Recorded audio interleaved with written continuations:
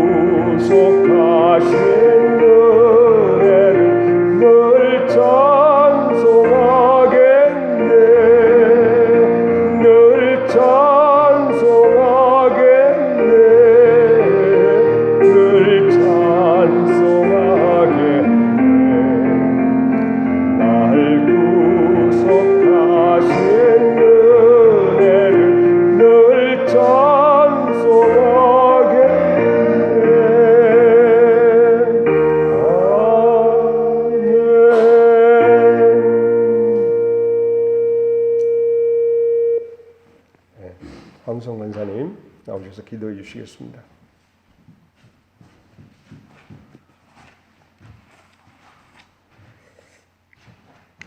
기도하겠습니다. 사랑과 은혜가 충만하신 아버지 하나님 참 감사합니다. 오늘 주일 낮 예배를 마치고 지금 오후 예배를 시작하고자 합니다. 아버지, 지금 우리나라에는 전 세계적으로 코로나라는 바이러스로 많은 사람들이 힘들어하고 있습니다. 학생들이 학교를 가지 못하고 직장인이 직장을 마음대로 다니지 못할 정도로 지금은 어려운 시기에 있습니다. 아버지 하나님, 아시죠? 저희들에게 하루속히 이 아픈 바이러스를 물리칠 수 있도록 기도로 충만케 하여 주실 줄 믿습니다. 아버지 하나님, 우리 성도들이 한테 모여서 기도하고 말씀 듣고 주일을 즐겨야 되는데 저희들 지금 그러지 못하고 있습니다. 그리고 이 영상으로 기도와 교회를 향하고 있는데 이 모든 것 하루속히 아버님께서 해결해 주시고 또 우리들이 마음 놓고 기도하고 교회 나와서 서로 교제하고 사랑하고 반갑게 맞이할 수 있는 그런 날이 하루라도 빨리 올 수 있도록 기도드립니다.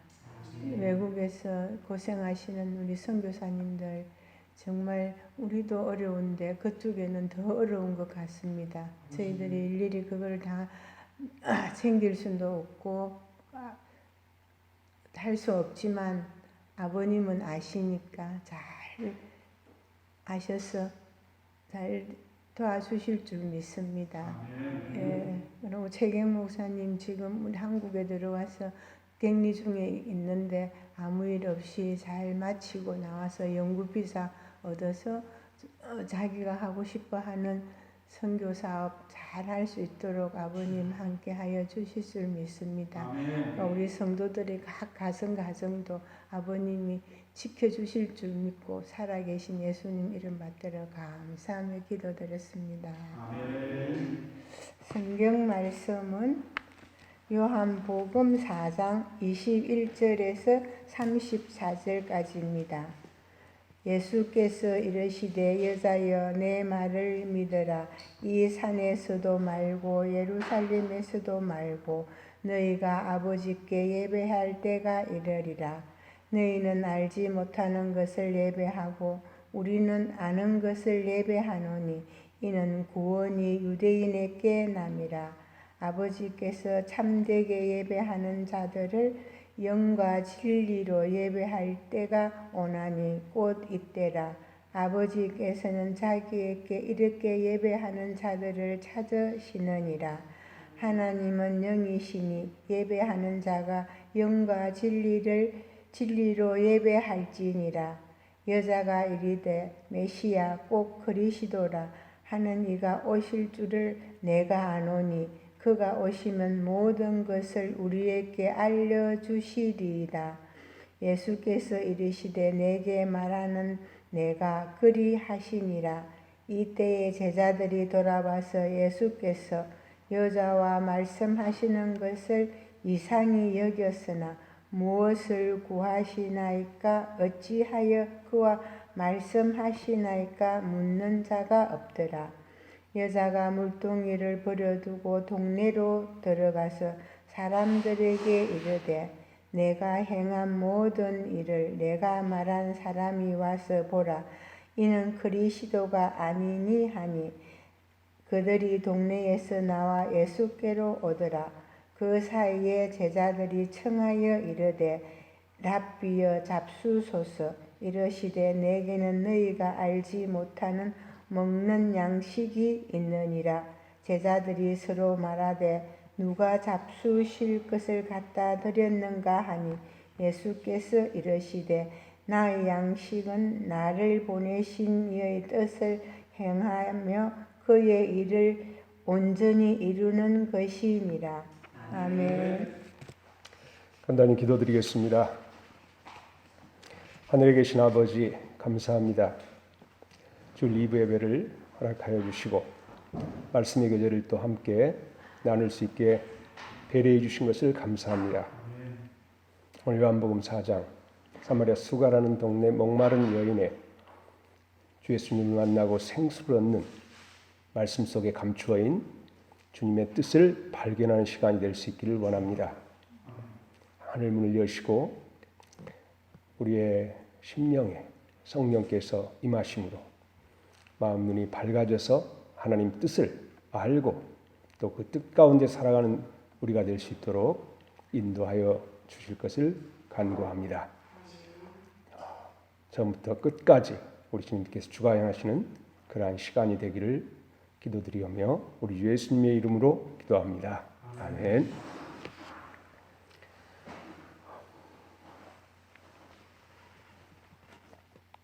아무래도 사람이 없다 보니까 좀 부자연스럽긴 합니다. 그렇다 할지라도 사장의 말씀을 상고하며 주님께서 속에서 주신 말씀들을 여러분과 함께 나눌 수 있기를 원합니다. 요한복음 4장은 여러분도 잘 알다시피 사마리아 수가라는 동네에 어떤 여인이 물기를 왔다가 예수님을 만나고 예수님과 대화하는 내용을 기록한 글입니다. 예수님께서 자신이 메시아라고 신분을 밝히셨고 그 여인은 예수님께서 메시아임을 믿고 또 그 안에서 생수를 마시고 사람들에게 와 보라고 예수님을 이렇게 전파하고 그래서 마을 사람들이 나와 예수를 믿게 되고 예수께서 이틀 더 그곳에 유하시는 광경이 나옵니다. 그때 음식을 구하러 갔던 제자들이 돌아와 음식에 대해서 예수님과 논의할 때 나의 먹을 양식이 있다. 나는 아버지의 뜻을 행하고 온전히 이루는 그것이 나의 참된 양식이다. 이렇게 말씀하심으로써 예수님께서는 그분이 기뻐하시고 만족하시고 그분의 삶의 의미가 어디에 있는지를 제자들에게 알게 하시는 그런 말씀이 나옵니다. 이 4장의 사마리아 여인에 대한 대화의 내용을 이해하기 위해서는 요한복음 3장에 있는 니고데모와의 대화를 같이 놓고 비교해 볼 수 있어야 됩니다. 요한복음 3장에 있어서 중요한 것은 거듭남입니다. 거듭나지 않으면 하나님 나라를 볼 수 없고 거듭나지 않으면 하나님 나라를 들어갈 수 없느니라고 말했습니다. 어떻게 이런 일이 있을 수 있겠냐고 이스라엘 랍비였고 관원이었고 사내들인 공회원이었던 이 니고데모의 대화에 대해서 언급에 대해서 성령으로 난 사람이 하나님 나라에 들어가고 하나님 나라를 볼 수 있다고 언급하신 후에 이러한 일은 주 예수님의 성육신과 그리고 죽음, 부활 이후에 사람들에게 임할 성령으로 인해 이루어질 것임을 말씀의 깊이 속에 제시하고 있습니다. 반면 요한복음 4장의 내용을 잘 읽어보고 내용을 상고해보면 어떻게 예배를 드려야 하는가 하는 것에 대한 이해를 우리에게 제시하고 있습니다. 많은 사람들은 사마리아 여인에 대해서 많은 이야기를 합니다. 더운 대낮에 물길로 왔다. 남편이 다섯이나 있다. 부도덕하다. 별로 이야기를 다 합니다. 그러나 그것은 말씀의 내용의 본질이 아닙니다. 어떻게 예배를 드려야 하는가? 이것을 예수님께서 사마리아 여자와 대화해서 사람들에게 알게 하는 것입니다.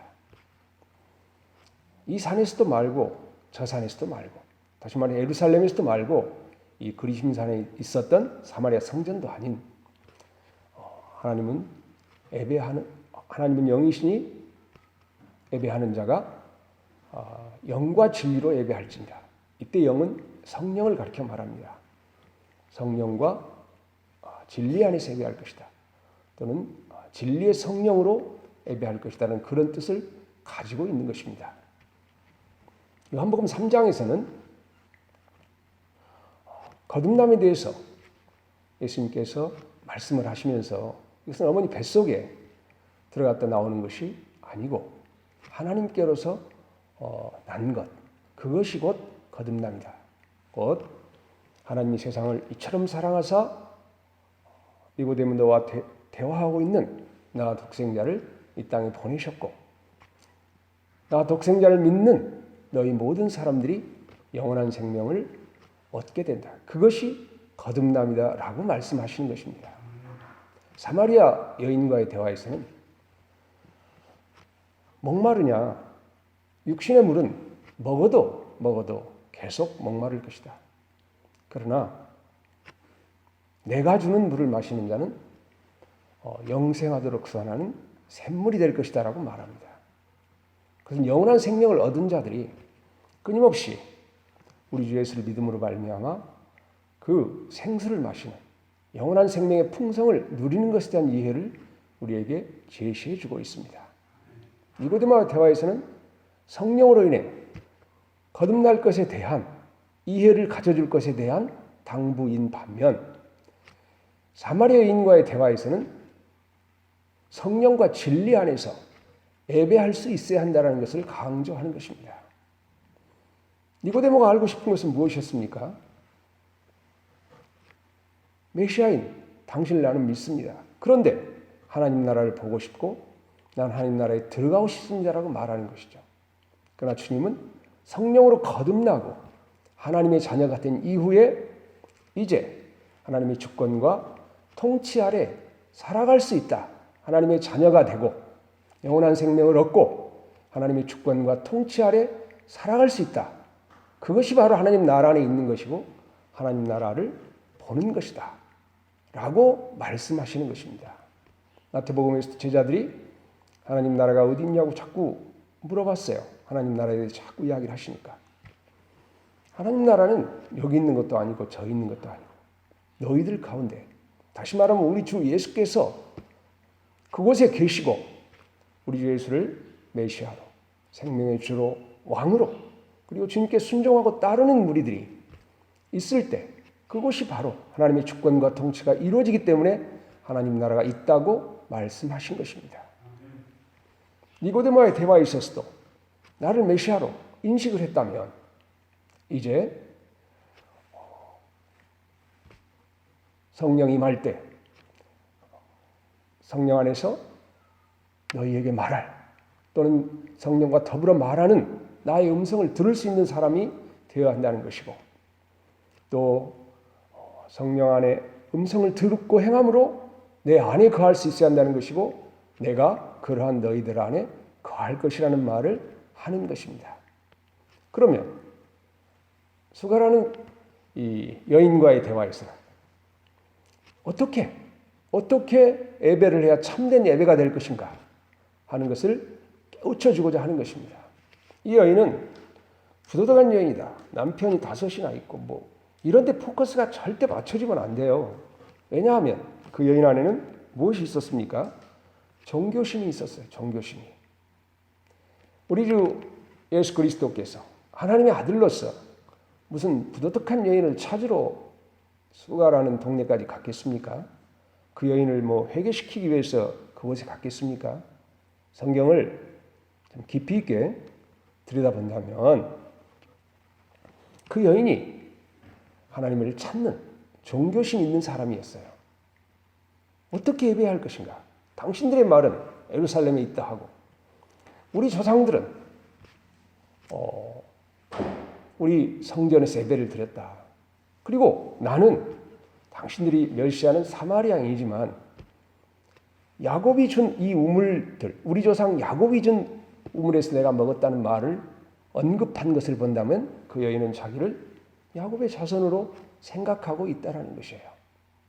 종교적 관념에서 또는 유대인들의 관점에서 보면 열시반민 또는 가까이 하기 어려운 이방인일 수가 있습니다. 그러나 그 여인은 자신의 신분에 대해서 야곱의 후손이라고 말합니다.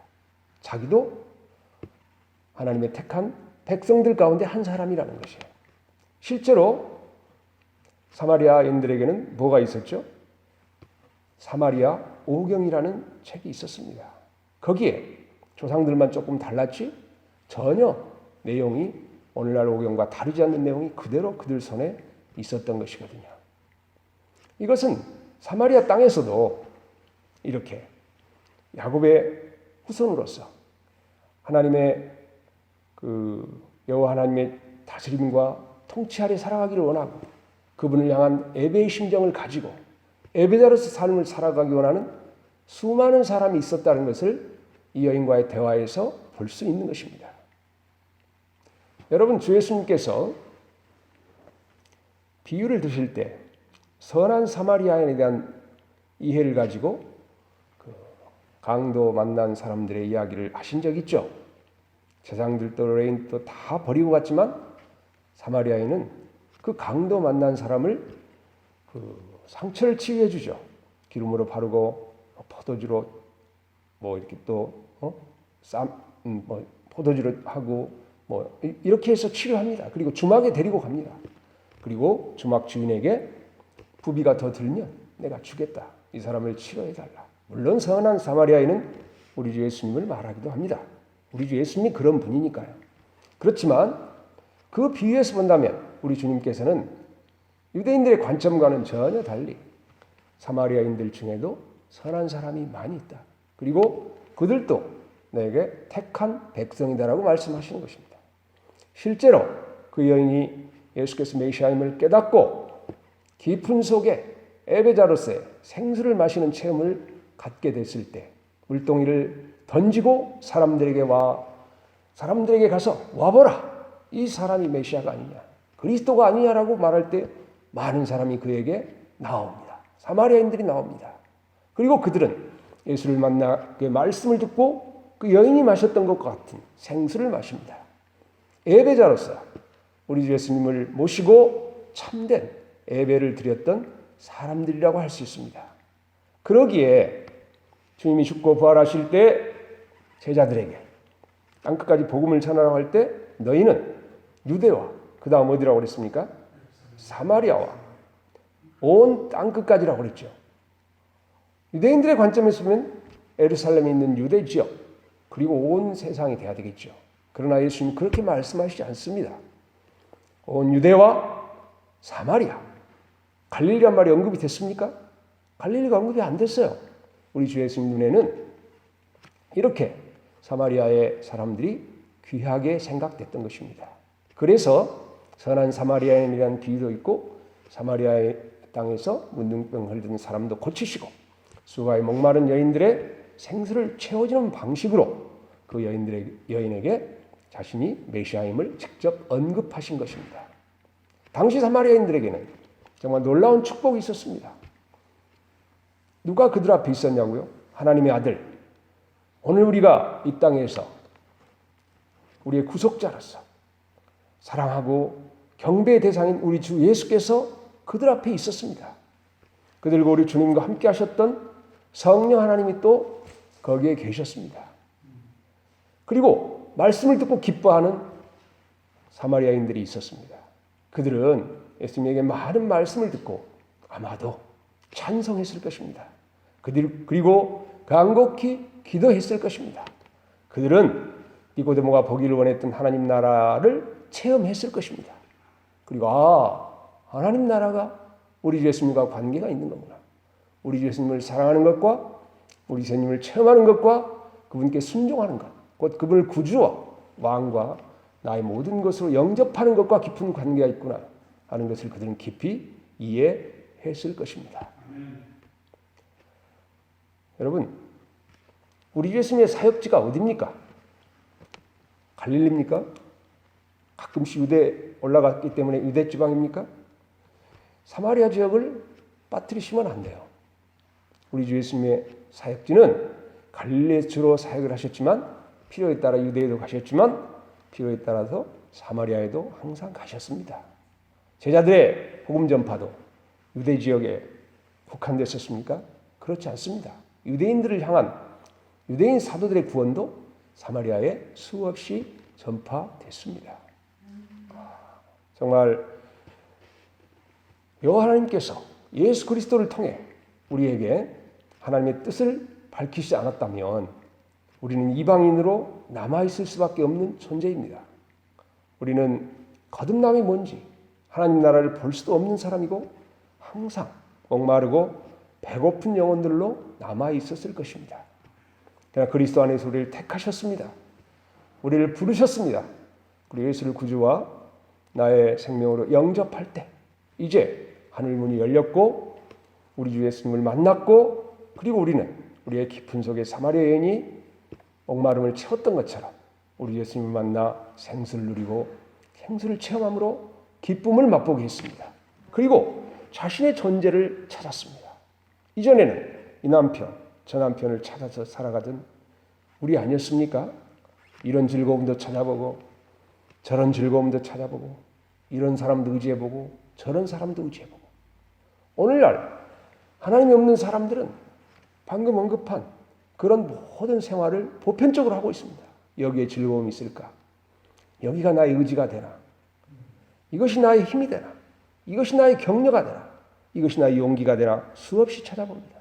그러나 아무것도 결국 나를 만족시키고 의지할 만한 것이 없는 것을 발견합니다.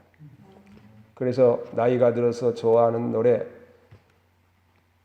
무슨 노래십니까? 외국 곡으로 말한다면 My Way. 아무리 가족이 많아도 잘 돼도 다 결국 나 혼자 외롭게 그 경기장을 달려서 인생을 마치는 것. 그것이 내 자신의 모습이라고 그렇게 말을 합니다. 주 예수님 만날 때 어떻습니까? 주 예수님께서 우리의 동행자가 되십니다. 우리의 동반자가 되십니다. 우리 외로울 때 우리 마음을 위로하시는 분입니다. 우리 마음에 슬픔이 있을 때 우리 마음을 기쁘게 하시는 분입니다. 공허할 때 우리 속을 충만케 하시는 분입니다. 주 예수께 나갈 때마다 우리는 우리의 약함을 극복하고 하나님께서 우리의 힘과 능력과 지혜 되심을 드립니다. 믿음의 세계 안에서 얻을 수 있는 모든 축복된 삶을 살아갈 수 있도록 우리를 도우십니다. 여러분, 사마리아인이 언급했던 이 그리심산에 세웠던 성전에 대해서 간략히 언급을 해드리고자 합니다. 북이스라엘은 722년에 아수르의 디글랏 빌레셋이라는 왕이 침략을 해서 그 아들 에살하돈 그 아들에 의해서 멸망했습니다. 그때 그 아수르 제국은 민족 분산 정책을 썼어요. 제국을 만들어서.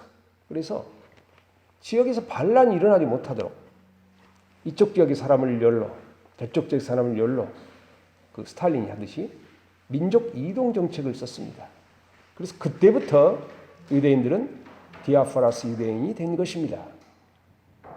유다 지파의 사람들만 이스라엘 백성이 아닙니다. 북이스라엘 시대부터 이제 그 아수르 제국, 그 후에 메데파사, 페르시아 전 지역으로 이제 유대인들이 흩어지게 됐습니다. 주로 에브라임과 므낫세 지파니까 요셉 지파의 후손들이죠. 그리고 그 후에 136년이 지난 586년에 이제 남유다가 멸망을 하게 됩니다. 그때는 누구에게 멸망을 당하냐면 아수르 제국을 멸망시킨 바벨론 제국의 멸망을 당합니다. 그때 바벨론 제국의 왕이 누구였냐면 여러분이 잘 아는 느부갓네살 왕입니다. 그래서 느부갓네살 왕이 남유다를 멸망시키고 포로로 1차, 2차, 3차 그 유능한 이스라엘 백성들을 다 이제 바벨론 제국으로 잡아가죠. 이때 2차 디아포라스 유대인들이 이제 다시 바벨론 제국 전역에 또 흩어져 살게 됩니다. 그때 이제 여러분 잘 아시는 에레미야와 같은 선지자들이 활동했었던 시대죠. 그리고 70년 만에 그 선지자 이사야의 예언처럼 다시 포로로 돌아오게 됩니다. 바벨론 느부갓네살 왕의 그 끝은 누굽니까?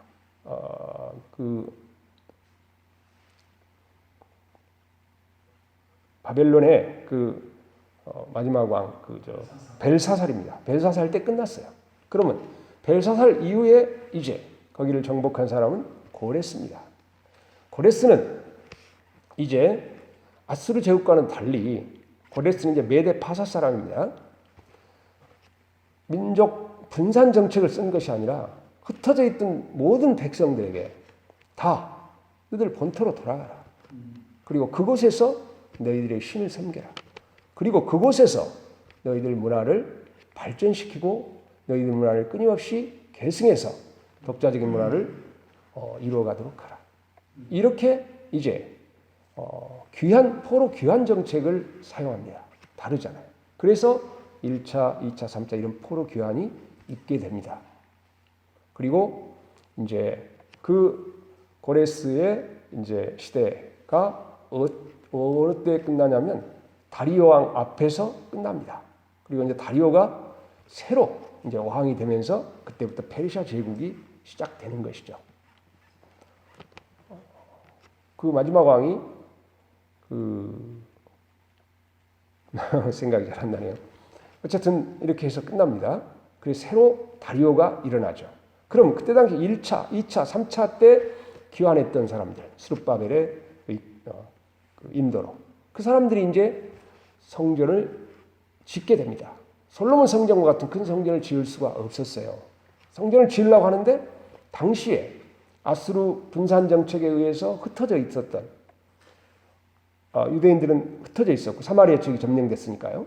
그리고 다른 지역에 살던 사람들이 그 사마리아에 살고 있었는데 그들은 그곳에 있던 그루터기와 같은 북이스라엘 사람들과 이제 섞여졌어요.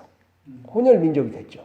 그럼에도 불구하고 그들 중 많은 사람들이 이렇게 유대교로 이렇게 종교적 전환을 했습니다.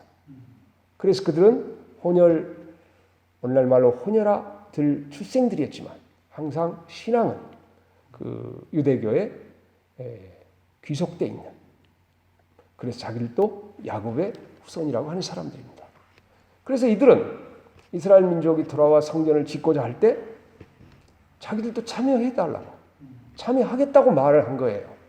그런데 유대인들은 그것을 거절했습니다. 그래서 그 후에 사마리아에 있는 많은 사람들은 이 당시 다스리고 있던 그 왕들에게 송사를 하죠. 솔로몬 성과 같은 큰 성이 지어지게 되면 반란이 일어날 거다. 이렇게 해가지고 고레스 이후에 왕들은 더 이상 성전을 짓지 못하도록 했습니다. 그래서 포로로 귀환했던 사람들, 그 사람들이 지을 수 있었던 것은 성전터에 제단만을 지을 수가 있었어요. 근데 다리오 왕이 이제 등극하면서 이제 다시 성전을 재건할 수 있도록 격려하는 일을 하게 되죠. 그래서 이제 이렇게 성전을 짓게 됩니다. 그러면 왜 사마리아인들은 성전을 짓지 못했을까요? 그때 그 페르시아 제국에 남아있었던, 포로 귀환을 하지 않고 남아있었던 수많은 유대인들 가운데 대표적인 사람으로 다니엘 같은 사람들이 정부의 고관으로 있었습니다. 느헤미야 같은 사람도 거기에 있었던 가장 왕의 측근 같은 사람들이었죠. 이런 사람들이 많았어요. 에스라 같은 사람들 등등 많은 제국에 영향력 있는 사람들이 유대인들이었거든요. 그렇기 때문에 아무리 그 사마리아 사람들이 성전을 짓고 싶어도 이렇게 승인이 안 나는 겁니다. 그럼 어느 때 사마리아 사람들이 지을 수가 있었을까요? 그것은 이제 알렉산더 대제가 이제 오늘날 보스포러스 해협을 건너서 이소스 평야에서 다리우스 4세를 격파하고 이제 팔레스타인 해안가 도시를 점령하면서 그 사마리아 지방을 지나가게 될 때 산발릿이나 그때 이렇게 방해했던 르훔과 같은 이런 사람들이 이제 알렉산더에게 충성 맹세를 하고 그리고 그때 우리가 성전을 짓겠습니다라고 승인을 얻어 그 후에 사마리아 성전이 지어지게 됩니다. 어쨌든 알렉산더 대제가 다리우스 4세를 후에 완전히 격파하고 이 페르시아 제국을 멸망시켰지 않습니까?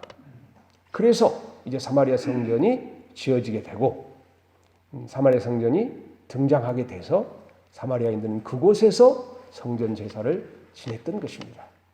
그래서 그 중간기의 역사는 사마리아 땅의 혼혈족이라고 유대인들이 말했던 그 사람들은 사마리아에서 성전 제사를 지냈고 유대인들은 이제 예루살렘에서 성전 제사를 지내고 있었던 것이죠. 그런데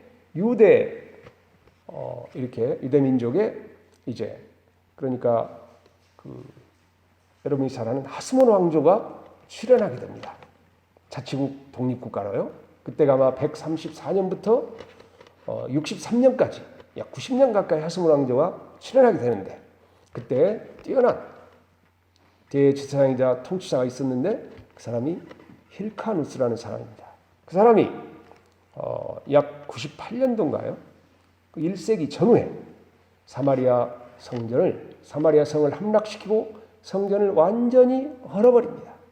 그래서 더 이상 그곳에 성전 제사를 지내지 못하게 하는 일이 발생합니다.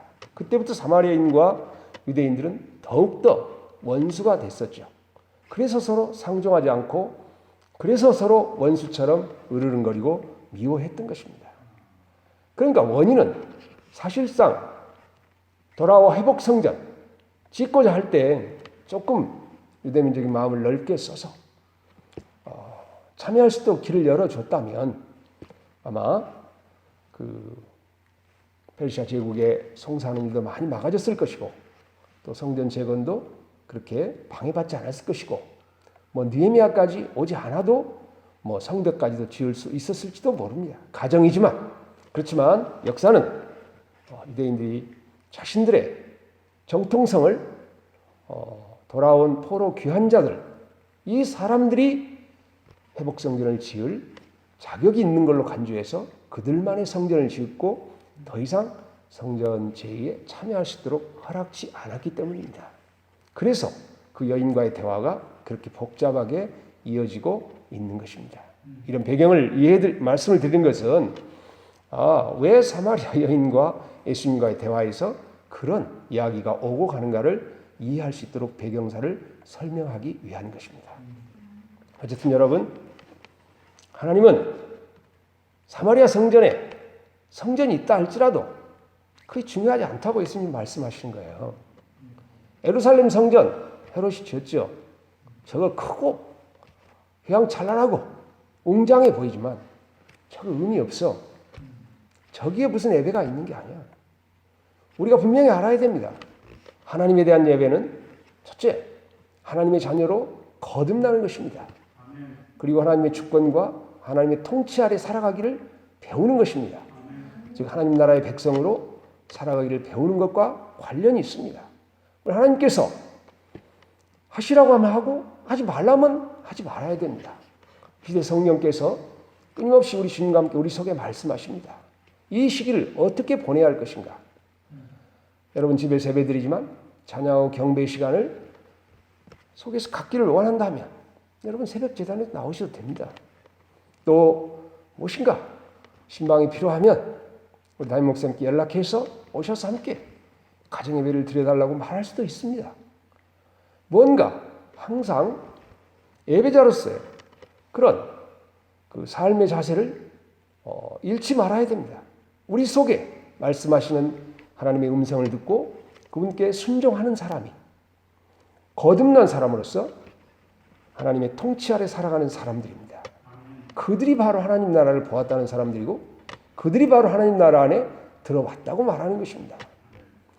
하나님 나라는요, 여기 있고 저기 있는 것이 아니에요.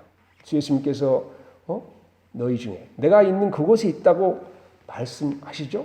그러나 사도 바울은 한 걸음 더 나가서 하나님의 나라는 먹고 마시는 것이 아니요 성령 안에서 의와 평강과 희락이라고 말씀합니다. 여러분이 목사님을 초청해서 같이 예배드리고 또 같이 기도하고 같이 찬송하는 시간을 갖는다면 그것은 바로 그곳에서 하나님 나라를 체험하는 것입니다. 하나님의 주권과 하나님의 통치를 속에서부터 체험하는 것이에요. 주님께 말하고 주님께 순종하고 어떻게 하든지 예배를 폐하는 자들의 어떤 습관같이 하지 않고 항상 하나님 주신 교회 안에 은사 있는 자들과 함께 이런 말씀을 교제하고 나누고 더욱더 기도하는 생활에 힘쓰는 것이 필요합니다. 제2의 3의 코로나 바이러스가 일어나고 계속 이런 시기가 반복된다 할지라도 교회 안에 많은 하나님 주신 은사들이 있습니다. 그런 은사 있는 사람들을 초청해서 목사님 바쁘시면 장로님들을 초청해서 또 저와 같은 사람들 뭐라고 그래서 이렇게 함께 예배드리고 하나님 말씀을 나누는 많은 생활을 여러분이 실제로 살아내실 수 있기를 바랍니다. 그리고 이 산에서도 말고 저 산에서도 말고 성령과 진리 안에서 예배드릴 수 있어야 한다는 거예요. 진리의 성령으로 예배를 드릴 수 있었다는 것입니다. 여러 번 말씀드렸지만 진리는 그 본질이 하나님의 말씀하신 하나님, 그 말씀이 바로 진리입니다. 그것이 이제 기록된 말씀으로도 남겨지는 것이죠. 그래서 모든 하나님의 말씀은, 기록된 하나님의 말씀은 그 현재 말씀하시는 하나님의 말씀의 근거가 되어야 됩니다. 현재 말하는 모든 말이 성경에 없는 말은 될 수 있으면 하지 말아야 됩니다. 가르치지 말아야 됩니다. 기록된 하나님의 말씀을 중심으로 그 말씀이 이해될 수 있도록 이해를 들 수도 있고 그 말씀이 깊이를 만질 수 있도록 여러 가지 또 다른 어떤 예화를 가져오지만 하나님의 말씀의 본질, 그 깊이를 만질 수 있도록 돕지 못한다면 그것은 진리로 예배를 드리는 것이 아닙니다. 그래서 진리의 성령 또는 성령과 진리 안에서 예배드리는 우리의 삶이 있어야 됩니다. 그 증거가 뭡니까? 생수를 마시는 느낌이 우리 속에 있고 그리고 휘어져 추수하게 된 곡식이 되는 그런 축복이 우리 안에 있게 된다는 것입니다. 항상 깨어있는 마음으로 주님 앞에 이렇게 예배자의 자세와 예배자의 삶을 잃지 않는 여러분이 되실 수 있기를 주의 이름으로 축원합니다. 간단히 기도드리겠습니다. 하늘에 계신 아버지 감사합니다. 거듭난 우리가 이 시대에 어떻게 믿음 안에서 교회 생활을 해야 하는지 깨닫게 하여 주신 것을 감사합니다. 우리는 항상 목마르고 배고픈 사람들입니다. 왜냐하면 우리는 약하기 때문입니다. 우리는 부족하기 때문입니다. 우리는 여러 방면에 허물이 많기 때문입니다. 주의 보혈을 힘입는다고 하지만 부족할 때가 너무 많습니다. 우리 주님께서 생수로 우리에게 늘 공급하여 주심이 필요합니다. 우리가 순간순간 예배자의 자세를 잃지 않도록 도와주시고 또 우리가 가족들 간에 또 지역들 간에 그룹들 간에 예배자의 삶을 살아갈 수 있도록 우리를 이끌어 주시옵소서. 하나님 나라를 볼 수 있고 하나님 나라 안에 살아가는 깊은 느낌이 있는 삶이 되게 하여 주시옵소서. 함께 모이지 못하지만 모일 때 먹고 마시는 문제가 아니라 성령 안에서 의와 평강과 희락을 누림으로 하나님 나라의 백성으로서 자부심을 가지고 하나님 나라의 백성으로서의 깊은 느낌을 가지고 하루하루 승리의 삶을 살아가는 저희가 될 수 있도록 축복하며 인도하여 주시옵소서. 예수님의 이름으로 기도드립니다. 찬송가 예수도 알기 원하네 453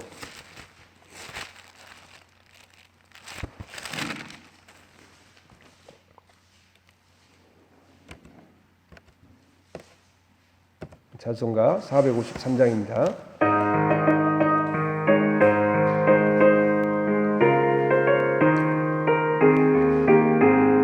예수를 알기 원하네 크고도 넓은 은혜와 대속해 주신 사랑을 간절히 알기 원하네 내 평생의 소원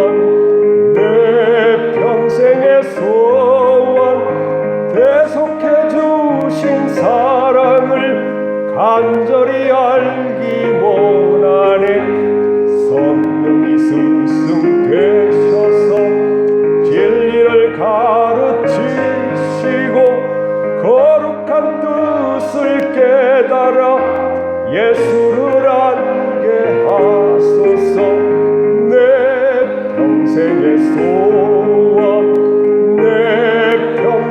소원 대속해 주신 사랑을 간절히 알기 원하네 성령의 감화 받아서 하나님 말씀 배우며 그 말씀 한 절 한 절이 내 맘에 교훈 되도다 내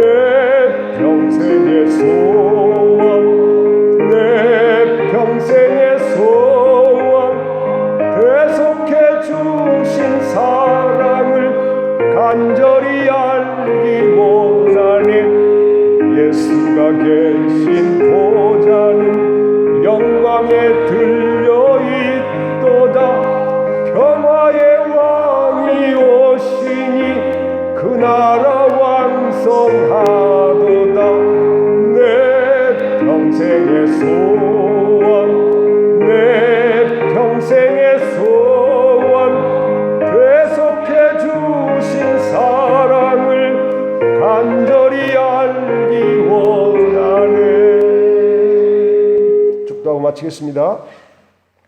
이제는 우리 주 예수 그리스도의 은혜와 하늘아버지의 크신 사랑과 성령 하나님의 위로 감동 감화의 역사가 온 땅에 거듭나 예배자로 삶을 살아가기 원하는 사랑하는 주의 백성들과 등대교회를 섬기며 등대교회에 헌신하며 등대교회에 하나님의 나라가 임하기를 위하여 기도하고 간구하는 사랑하는 성도들의 머리와 심령과 가정에 이제로부터 영원까지 함께 계실지어다. 아멘.